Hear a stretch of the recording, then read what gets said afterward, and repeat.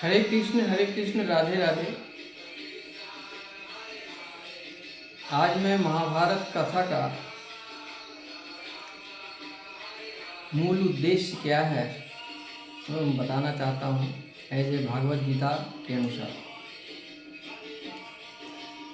महाभारत किसी छोटे को छोटा नहीं देखता, बड़े को बड़ा नहीं देखता,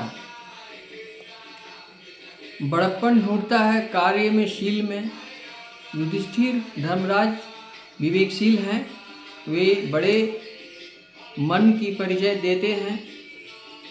अंतिम संघर्ष में युद्ध की लीला, दानवी लीला को की छाया में वे भी मिलना जाते हैं, जाते हैं। श्री कृष्ण युधिष्ठिर के धर्मराज के रूपी वृक्ष के मूल हैं, पर एक गैर बराबरी की लड़ाई में जीतने के लिए दिखने में छल जैसी युक्ति बताने को लाचार है, या जिस जैसी निष्कृति है उसे वहां तक पहुंचाने की भूमिका निभाने को लाचार है। उन्हें अनेकों के सत्य का निर्वाह करना है, अनेकों की मृत्यु का अपशम करना है। उनको छोटे सत्य, छोटी नैतिकता, छोटी बुद्धि को बड़े सत्य, बड़ी नैतिकता, बड़ी बुद्धि को आगे झुकाना है। महाभारत जीने का उत्साह देता है, पर ऐसा उत्साह नहीं कि तुम जीने की कठिनाइयों को झेलने को तैयार न हो और मुंह के बल पर गिर पड़े। दुख पर भरोसा किया जा सकता है, सुख पर नहीं। गहरे दुख में ही मनुष्य को प्रतिस्मृति मिलती है, दूर तक पीछे देखने की, अपने की ओर अपनी संपूर्ण यत्ता से जोड़ने की, अपने को विश्लेषित करने की क्षमता मिलती है महाभारत के अनुसार। तो दोस्तों, महाभारत तो एक विशाल चीज है, विशाल ग्रंथ है। इस ग्रंथ को लिखे हैं वेद व्यास जी, जो मन की दिव्य चक्षु से देखकर लिखे हैं। आज के आधुनिक युग में लोग टेलीविज़न, मोबाइल में, नेट में सब कुछ देख लेते हैं। उस महाभारत युग में संजय धृतराष्ट्र को सब कुछ दिखा रहे थे, उनको सब कुछ नज़र आ रहे थे, जो साइंटिफिक कोई टेक्नोलॉजी नहीं था। दिल की चक्षु में इतनी पावर थी उनकी कि वहाँ से वो देखकर सब कुछ धृतराष्ट्र को, जो पुत्र मोह में ग्रसित थे, उनको सारी कहानियाँ बताते थे युद्ध के दौरान क्या क्या हो रहा है। तो आप भी अपने मन के दीपक को जलाएं, मानसिक तनाव से दूर हो जाएं। दुनिया की सारी भ्रम से दूर हो जाएं। सब भ्रम है। लोग कहते हैं मैं तुमसे प्यार करता हूँ, तुम मेरा हो, मैं तुम्हारे लिए जान दे दूंगा। इस सारी बातों पर ध्यान न दें, ये सब फेक रिलेशन है। प्यार, मोहब्बत, आज के युग में विश्वास, आस्था, सब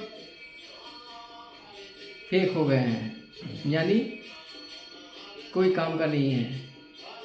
अगर आप भरोसा दिल से कर लिए तो आपको धोखा ही मिलेगा। आशा जहाँ रखेंगे धोखा मिलेगा। आप उम्मीद ही न रखें, सुख से रहिएगा। पॉलिटिक्स से दूर रहें और अपना आध्यात्मिक जीवन को बढ़ाएं। और महाभारत के बारे में बहुत कुछ बताना चाहता हूँ। व्यासदेव माननीय हैं, वे सत्य बुद्धि हैं, सत्यवादी मुनि हैं, सत्यवती सूत हैं, सर्वज्ञ हैं, धर्मज्ञ हैं, सद्रूप हैं, ब्रह्मनिष्ठा हैं, अति निद्रिय हैं, सूची तप से भवितात्मा हैं, ईश्वर में सांख्य योग्यवान हैं, एकाग्र दृष्टि से नहीं दिव्य चक्षु से देखकर उन्होंने पुण्य महाभारत रचा। महाभारत की कथा उन्होंने बड़ा ये से लिखे। मनुष्य, राष्ट्र, श्राद्ध, यश कैसे मृत होता है। युधिष्ठिर ने उत्तर दिया, दरिद्र हो जाए तो मनुष्य मृत हो जाता है, राज्य व्यवस्था ढीलहीन हो जाए तो राष्ट्र मृत हो जाता है, क्षत्रिय विहीन हो जाए तो श्राद्ध मृत हो जाता है, दक्षिणाहीन हो जाए तो यज्ञ मृत हो जाता है।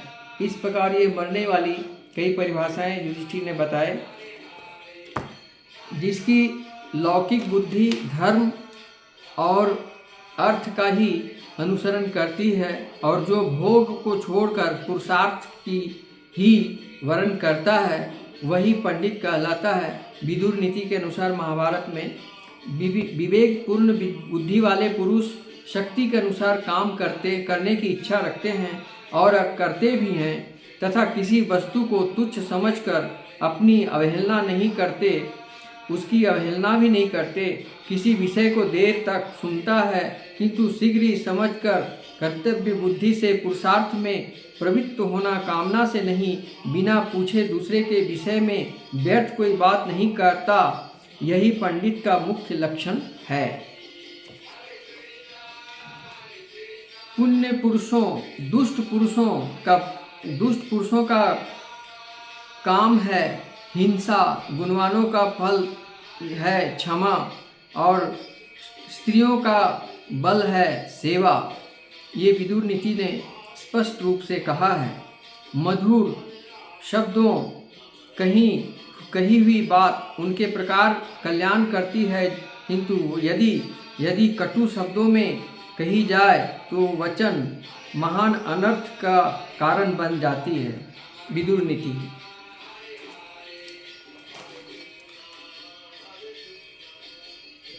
यदि कोई अतिशय दुराचारी भी अनन्य भाव से मेरा भक्त होकर मुझको भजता है तो वह साधु ही मानने योग्य है, क्योंकि वह यथार्थ निश्चय वाला है। वह शीघ्र ही धर्मात्मा हो जाता है और सदा रहने वाली परम शक्ति शांति को प्राप्त होता है। हे अर्जुन, तू निश्चय पूर्वक सत्य जान कि मेरा भक्त नष्ट नहीं होता। स्त्री वैश्य शूद्र तथा पाप योनि चांडाल आदि जो भी कोई हो वे भी मेरे शरण में होकर परम गति को ही प्राप्त होते हैं, श्री कृष्ण ने कहा। तो मैंने श्लोकों को हिंदी में अनुवाद करके छोटे हिंदी अनुवाद करके मैंने आपको समझाने का प्रयास किया है। आप समझने का कोशिश करें, पढ़ें। दिन रात आप व्यर्थ की जिंदगियों में भटकते रहते हैं, 5 मिनट समय निकालकर मेरे इस वचनों को सुने और समझें। समझकर एक भगवान ज्ञान दीपक का दीप जलाएं और भगवान का भजन भी करें और हर समय ये मंत्र का जाप करें श्री कृष्ण का। हरे कृष्ण कृष्ण कृष्ण हरे हरे, हरे राम राम राम हरे हरे, हरे कृष्ण कृष्ण कृष्ण हरे हरे, हरे राम राम हरे हरे। इतना ही कहकर मैं आज की यहीं तक समाप्त करता हूँ। राधे राधे, गोविंद गोविंद।